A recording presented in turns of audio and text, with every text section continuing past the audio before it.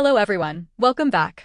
India has quietly tested a weapon system that could seriously strengthen its long-range battlefield firepower. A rocket launcher capable of striking targets hundreds of kilometers away with precision.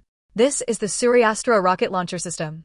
And this is not just another defense experiment, because behind these recent trials, there is already an Indian Army contract, emergency procurement powers, and a push towards stronger indigenous deep strike capability. So what exactly is SURYASTRA? Why is this test getting attention? And could this become one of India's important long-range strike systems of the future? Let's get into it. A few days ago, India successfully tested the SURYASTRA rocket system at the integrated test range, Chandipur, Odisha. During the trials, different variants of the system demonstrated strike ranges reaching from around 150 kilometers up to 300 kilometers. Now, 300 kilometers is not ordinary artillery territory.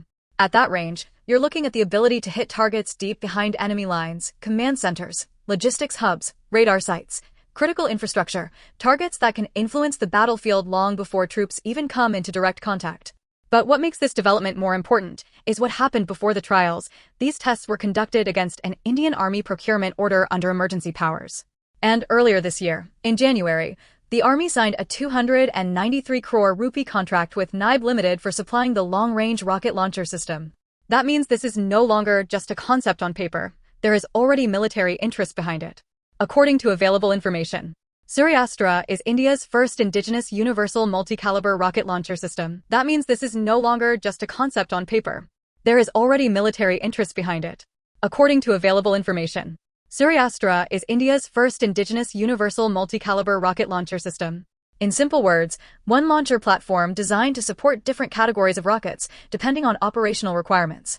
That flexibility matters because modern battlefields demand systems that can adapt quickly. Different missions, different targets, different strike ranges.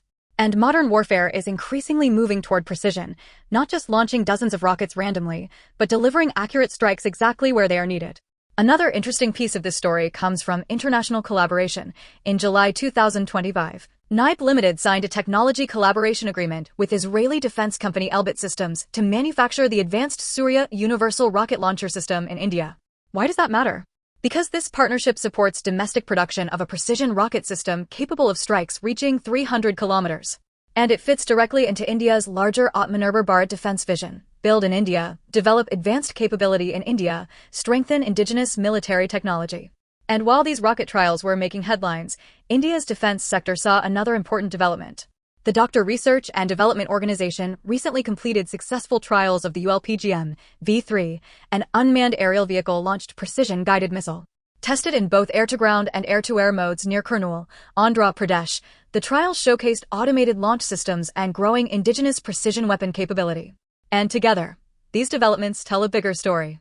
India isn't only expanding missile programs, it's building an ecosystem of precision strike weapons, smart battlefield systems, and long-range combat capability. So, could SURYASTRA become an important part of India's future deep strike arsenal?